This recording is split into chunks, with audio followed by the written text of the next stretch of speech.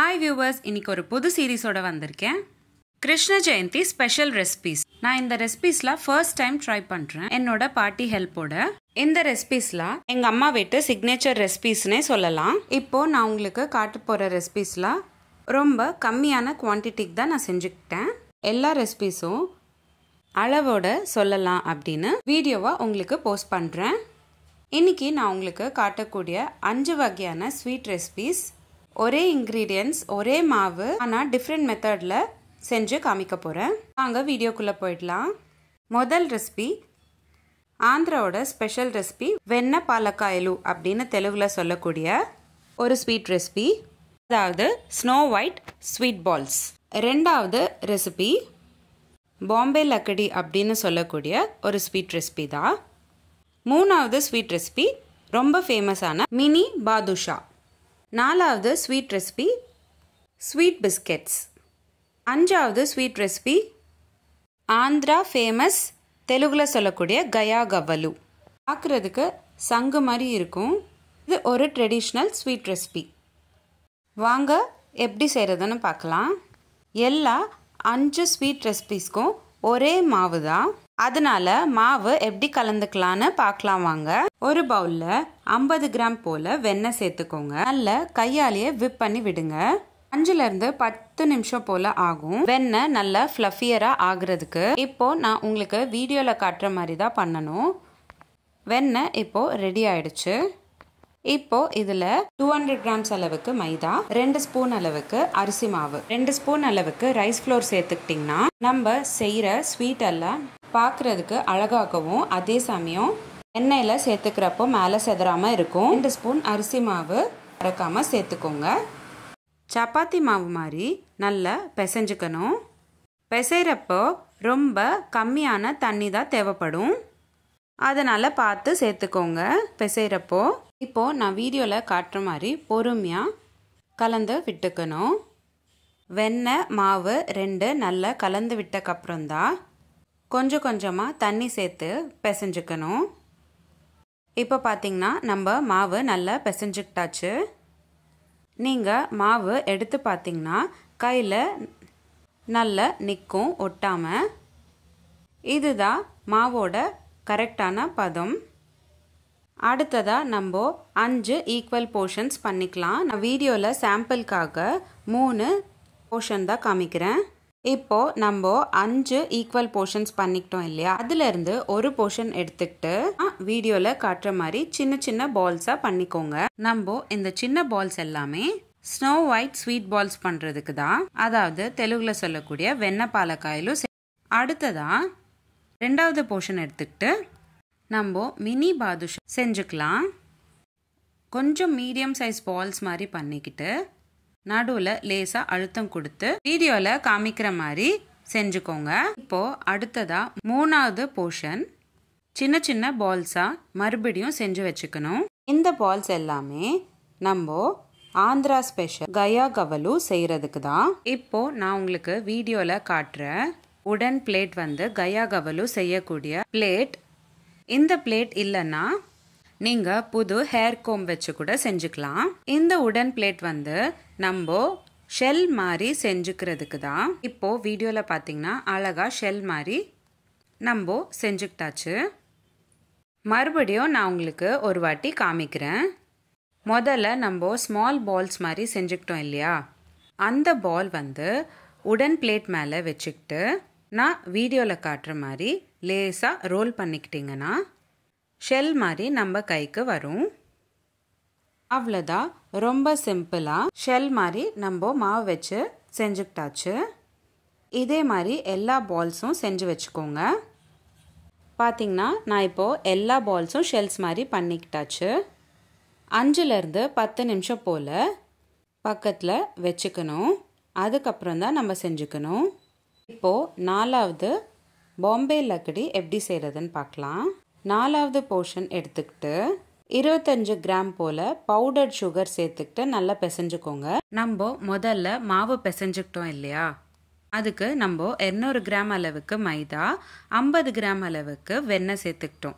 அதாவது 250 கிராம் அளவுக்கு நம்மளுக்கு மாவு ரெடி ஆயிருக்கும். அதில் ஒரு போர்ஷன் பார்த்திங்கன்னா 50 கிராம். 50 கிராம் மாவுக்கு நம்மளுக்கு 25 கிராம் அளவுக்கு சர்க்கரை தேவைப்படும். தேவைப்பட்டால் கொஞ்சமாக மைதா சேர்த்துக்கிட்டும் திருப்பி பிசைஞ்சுக்கோங்க. பிசைஞ்ச மாவை இந்த மாதிரி நல்ல திக்காக ஸ்கொயர் ஷேப்பில் கையில் பிடிச்சி பிளேட்டில் வச்சுக்கோங்க. இப்போது அடுத்து 5வது போர்ஷன் அதே மாதிரி 25 கிராம் அளவுக்கு சர்க்கரை சேர்த்துக்கிட்டு நல்லா பிசைஞ்சுக்கிட்டு சப்பாத்தி மாதிரி நல்லா திரட்டிக்கிட்டு நான் இப்போ வீடியோவில் காட்டுற மாதிரி சின்ன சின்ன பீசஸாக கட் பண்ணிக்கிட்டு 10 நிமிஷம் போல் பக்கத்தில் வச்சுக்கோங்க. இப்போது வாங்க பார்க்கலாம் ஆந்திரா ஸ்பெஷல் வெண்ணெய் பாலக்காயிலு எப்படி செய்கிறதுன்னு. நம்ம முதல்ல சின்ன சின்ன பால்ஸாக மாவில் செஞ்சு வச்சுக்கிட்டோம் இல்லையா, அதை நம்ம நல்லா டீப் ஃப்ரை பண்ணிக்கணும். அதுக்கு ஒரு 100 கிராம் போல் எண்ணெய் ஒரு கடாயில் சேர்த்து எண்ணெய் நல்லா சூடானக்கப்புறம் நான் வீடியோவில் காட்டுற மாதிரி பொறுமையாக ஒரு பாலை சேர்த்துக்கோங்க. நீங்கள் பயப்படாமல் பால்ஸை சேர்த்துக்கலாம். ஒன்றோட ஒன்று ஒட்டாது. பொறுமையாக வீடியோவில் காட்டுற மாதிரி பால்ஸ் எல்லாமே ஃப்ரை பண்ணிக்கோங்க. 5-10 நிமிஷம் போல் எடுத்துக்கும் பால்ஸ் எல்லாம் நல்லா ஃப்ரை ஆகிறதுக்கு. கோல்டன் ப்ரௌன் கலருக்கு மாறுற அளவுக்கு நம்ம ஃப்ரை பண்ணிக்கிட்டாலே போதுமானதாக இருக்கும். மறக்காமல் லோ ஃப்ளேம்லேயே ஃப்ரை பண்ணிக்கணும். அதே சமயம் மாவு சின்ன சின்ன உருண்டையாக செஞ்சுக்கிறப்போ எந்த கிராக்ஸும் இல்லாமல் செஞ்சுக்கணும். அப்போ தான் பால்ஸ் எண்ணெயிலேருந்து மேலே செதறாமல் இருக்கும். இந்த ரெசிபி பண்ணுறப்போ ரொம்பவே கேர்ஃபுல்லாக எல்லா பால்ஸையும் ஃப்ரை பண்ணி எடுத்துக்கணும். ஃப்ரை பண்ண பால்ஸ் எல்லாமே ஒரு பிளேட்க்கு ட்ரான்ஸ்ஃபர் பண்ணிக்கோங்க. நல்ல பால்ஸ் எல்லாமே ஆற வச்சுக்கணும். ஆற வச்ச பால்ஸ் எல்லாமே சர்க்கரை பாகில் சேர்த்துக்க போகிறோம். சர்க்கரை பாகு செய்கிறதுக்கு ஒரு பேனில் 50 கிராம் அளவுக்கு சர்க்கரை சேர்த்துக்கோங்க. 25 ml போல் தண்ணி சேர்த்துக்கிட்டு நல்லா சர்க்கரையை மெல்ட் பண்ணிக்கோங்க. 5 நிமிஷம் போல் எடுத்துக்கும் சர்க்கரைலாம் நல்லா மெல்ட் ஆகிட்டு ஒரு ஸ்டிங் அளவுக்கு பாகு வர்றதுக்கு. இப்போது வீடியோவில் பார்த்தீங்கன்னா சர்க்கரை பாகு ரெடி ஆயிடுச்சு. இப்போது இந்த சர்க்கரை பாகில் நம்ம வறுத்து வச்சிருக்கிற பால்ஸை சேர்த்துக்க போகிறோம். பொறுமையாக எல்லா பால்ஸும் சர்க்கரை பாகில் சேர்த்துக்கோங்க. 2 நிமிஷம் போல் நல்லா கலந்து விட்டுக்கிட்டே இருந்தீங்கன்னா பால்ஸ் மேலே சர்க்கரை பாகு நல்லா கோட் ஆகிடும். இப்போது வீடியோவில் பார்த்தீங்கன்னா நல்லா கலந்து விட்டுக்கிட்டாச்சு. லைட்டாக வெள்ளையாக பாகு மாதிரி பேனில் ஃப்ரை பண்ணிக்கிட்டே இருக்கும்போது தெரியும். இந்த ஸ்டேஜில் நீங்கள் ஒரு பிளேட்க்கு மாற்றிட்டு மறுபடியும் நல்லா ஆற வச்சுக்கிட்டு அதுக்கப்புறமா நீங்கள் சர்விங் பவுலுக்கு ட்ரான்ஸ்ஃபர் பண்ணிக்கலாம். இது நீங்கள் ஏர்டைட் கண்டெய்னரில் ஸ்டோர் பண்ணிக்கிட்டிங்கன்னா 15 டேஸ் அளவுக்கு நல்லாவே இருக்கும். இந்த ரெசிபி நீங்களும் உங்கள் வீட்டில் ட்ரை பண்ணிவிட்டு எப்படி வந்துச்சுன்னு எனக்கு கமெண்ட் பாக்ஸில் கமெண்ட் பண்ணுங்கள். சின்னவங்கலேருந்து பெரியவங்க வரைக்கும் இந்த ரெசிபி கண்டிப்பாக விருப்பப்பட்டு சாப்பிடுவாங்க. கண்டிப்பாக ட்ரை பண்ணி பாருங்கள். 2வது ஸ்வீட் ரெசிபி மினி பாதுஷா எப்படி செய்கிறதுன்னு பார்க்கலாம். நம்ம 2வது போர்ஷனில் மீடியம் சைஸ் பால்ஸ் பாதுஷா மாதிரி செஞ்சுக்கிட்டோம் இல்லையா, அதை இப்போது நம்ம டீப் ஃப்ரை செஞ்சுக்கணும். ஒரு கடாயில் 100 ml போல் எண்ணெய் சேர்த்துக்கிட்டு எண்ணெய் நல்லா சூடானக்கப்புறம் நம்ம மாவில் செஞ்சு வச்சுக்கிட்ட பாதுஷாவெல்லாம் கோல்டன் ப்ரௌன் கலர் மாறுற அளவுக்கு நல்லா ஃப்ரை பண்ணிக்கணும். 5 நிமிஷம் போல் ஆகும் பாதுஷாலாம் நல்லா ஃப்ரை ஆகிட்டு கோல்டன் ப்ரௌன் கலருக்கு மாறுறதுக்கு. ஃப்ரை பண்ண பாதுஷாவை ஒரு பிளேட்டுக்கு மாற்றிக்கோங்க. பாதுஷாலாம் நல்லா ஆறுனக்கப்புறம் நம்ம சர்க்கரை பாகில் சேர்த்துக்கணும். அடுத்து சர்க்கரை பாகு செய்கிறதுக்கு ஒரு பேனில் 25 கிராம் அளவுக்கு சர்க்கரை சேர்த்துக்கிட்டு கூடவே கொஞ்சமாக அதாவது 25 ml அளவுக்கு தண்ணி சேர்த்துக்கிட்டு சர்க்கரையை நல்லா மெல்ட் பண்ணிக்கணும். 2லேருந்து 5 நிமிஷம் போல் ஆகும் சர்க்கரைலாம் நல்லா மெல்ட் ஆகிட்டு பாகு மாதிரி வர்றதுக்கு. ஒரு ஸ்டிங் அளவுக்கு பாகு வர மாதிரி நம்ம செஞ்சுக்கணும். அந்த பாகில் நம்ம வறுத்து நல்லா ஆற வச்சிருக்கிற பாதுஷாவை சேர்த்துக்கணும். எல்லா பாதுஷாவும் சேர்த்தக்கப்புறம் நல்ல பாகில் பாதுஷாவில் கோட்டார மாதிரி கலந்து விட்டுக்கணும். 2 நிமிஷம் போல் கலந்து விட்டுட்டு சர்விங் பிளேட்டுக்கு ட்ரான்ஸ்ஃபர் பண்ணிக்கோங்க. இந்த மினி பாதுஷா கூட நீங்கள் 10லேருந்து 15 நாள் வரைக்கும் ஏர்டைட் கண்டெய்னரில் ஸ்டோர் பண்ணி வச்சுக்கலாம். இந்த மினி பாதுஷா கூட நீங்கள் வீட்டில் ட்ரை பண்ணிவிட்டு எப்படி இருந்ததுன்னு எனக்கு கமெண்ட் பாக்ஸில் கமெண்ட் பண்ணுங்கள். சின்னவங்கலேருந்து பெரியவங்க வரைக்கும் இந்த ரெசிபி ரொம்பவே விருப்பப்பட்டு சாப்பிடுவாங்க. கண்டிப்பாக ஒரு வாட்டி ட்ரை பண்ணி பாருங்கள். இப்போது அடுத்ததாக 3வது ரெசிபி ஆந்திரா ஸ்பெஷல் கயா கவலு எப்படி செய்கிறதுன்னு பார்க்கலாம் வாங்க. இது ஒரு ட்ரெடிஷ்னல் ரெசிபி.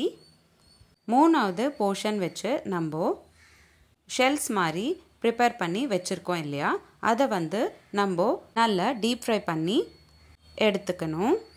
அதுக்கு முதல்ல ஒரு கடாயில் 100 ml போல் எண்ணெய் சேர்த்துக்கிட்டு நம்ம ஷெல்ஸ் மாதிரி செஞ்சு வச்சுருக்கிற கயா கவலு எண்ணெயில் எல்லாத்தையும் சேர்த்துக்கிட்டு நல்ல கோல்டன் ப்ரௌன் கலருக்கு மாறுற அளவுக்கு ஃப்ரை பண்ணிக்கணும்.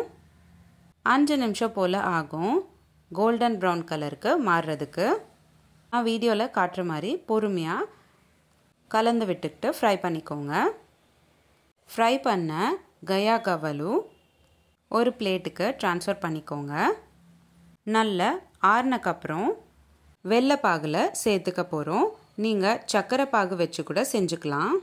ஆனால் நான் இன்றைக்கி வெள்ளைப்பாகு வச்சு தான் செஞ்சு காட்ட போகிறேன். ஒரு பேனில் 25 கிராம் போல் வெல்லம் சேர்த்துக்கிட்டு 10 ml போல் தண்ணி சேர்த்துக்கிட்டு விடாமல் கலந்து விட்டுக்கிட்டே இருந்தீங்கன்னா வெள்ளைப்பாகு ரெடி ஆகிட்டு வரும். 2 நிமிஷம் போல் ஆகும் வெல்லம் பாகு மாதிரி மாறுறதுக்கு. ஒரு ஸ்ட்ரிங் அளவுக்கு வெள்ளைப்பாகு வந்தக்கப்புறம் நம்ம ஃப்ரை பண்ணி ஆற வச்சிருக்கிற கயா கவலு சேர்த்துக்கணும். வெள்ளைப்பாகு நல்ல எல்லா ஷெல்ஸ்லேயும் நல்லா கோட் ஆகிற மாதிரி நல்லா கோட் பண்ணிக்கணும். 2 நிமிஷம் போல் கலந்து விட்டுக்கிட்டே இருந்தீங்கன்னா எல்லா ஷெல்ஸ்லேயும் வெள்ளைப்பாகு நல்ல கோட் ஆகிடும். அதுக்கப்புறம் ஒரு பிளேட்க்கு மாற்றிக்கோங்க. நல்ல ஆறுனக்கப்புறம் ஏர்டைட் கண்டெய்னரில் நீங்கள் ஸ்டோர் பண்ணி வச்சுக்கலாம். இந்த ரெசிபி கூட நீங்கள் 15 நாள் வரைக்கும் ஏர்டைட் கண்டெய்னரில் ஸ்டோர் பண்ணி வச்சுக்கலாம். இந்த ரெசிபி நீங்களும் உங்கள் வீட்டில் ட்ரை பண்ணிவிட்டு எப்படி வந்துச்சுன்னு எனக்கு கமெண்ட் பாக்ஸில் கமெண்ட் பண்ணுங்கள். சின்னவங்கலேருந்து பெரியவங்க வரைக்கும் விரும்பி சாப்பிட்ற இந்த ரெசிபி ஒரு வாட்டி கண்டிப்பாக ட்ரை பண்ணி பாருங்கள். இப்போது அடுத்ததாக 4வது ரெசிபி பாம்பே லக்கடி எப்படி பண்ணுறதுன்னு பார்க்கலாம் வாங்க. நம்ம மாவில் 4வது போர்ஷன் ஸ்கொயர் மாதிரி சின்ன சின்னதாக செஞ்சு வச்சுருக்குறோம் இல்லையா, அது எல்லாமே நல்லா நம்ம டீப் ஃப்ரை பண்ணிக்கணும். அதுக்கு ஒரு பேனில் 100 ml போல் எண்ணெய் சேர்த்துக்கிட்டு எண்ணெய் நல்லா சூடானக்கப்புறம் எல்லா ஸ்கொயர் ஷேப்பில் செஞ்சு வச்சுருக்கிற மாவை சேர்த்துக்கணும்.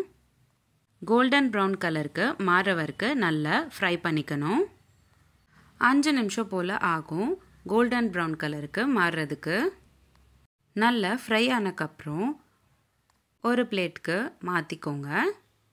அவ்வளோதான், ரொம்ப சிம்பிள் அண்ட் ஈஸியான பாம்பே லக்கடி ரெடி ஆகிடும். இந்த ரெசிபி கூட நீங்கள் 15 நாள் வரைக்கும் ஏர்டைட் கண்டெய்னரில் ஸ்டோர் பண்ணி வச்சுக்கலாம்.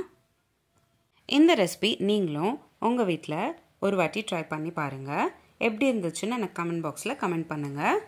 சின்னவங்கலேருந்து பெரியவங்க வரைக்கும் கண்டிப்பாக விருப்பப்பட்டு சாப்பிடுவாங்க. ஒரு வாட்டி ட்ரை பண்ணி பாருங்கள்.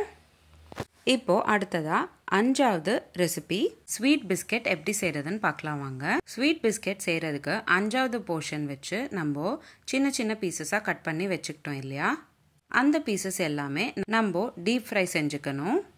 அதுக்கு நீங்கள் ஒரு கடாயில் 100 ml போல் எண்ணெய் சேர்த்துக்கிட்டு நம்ம கட் பண்ணி வச்சுருக்கிற பீசஸ் எல்லாமே சேர்த்துக்கிட்டு நல்ல கோல்டன் ப்ரௌன் கலருக்கு மாறுற வரைக்கும் ஃப்ரை பண்ணிக்கணும்.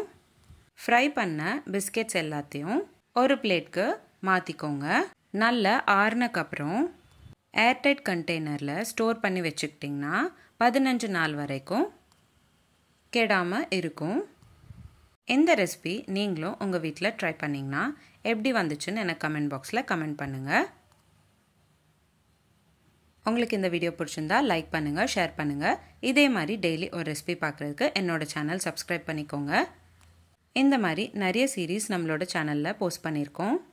Healthy pasta series, healthy breakfast ideas, Kids lunch box ideas, Kotu series, Kolambu series, Rasam series, Chutney series, Healthy ice cream series, Healthy milkshake series, Healthy starter series, Vegan free recipes, no oil, no boil recipes, Sadam series, no onion, no garlic recipes, chapati side dish series, தயிர் pachadi series, Andhra pachadi series, இந்த மாதிரி நிறைய series நம்மளோட சேனலில் post பண்ணியிருக்கோம். Links எல்லாமே நான் உங்களுக்கு டிஸ்கிரிப்ஷன் பாக்ஸில் ஷேர் பண்ணுறேன். கண்டிப்பாக செக் பண்ணி பாருங்கள். இந்த வீடியோ எப்படி இருந்துச்சுன்னு எனக்கு கமெண்ட் பாக்ஸில் கமெண்ட் பண்ணுங்கள். மீண்டும் சந்திப்போம் ஒரு சுவையான ரெசிபியுடன். தேங்க்யூ.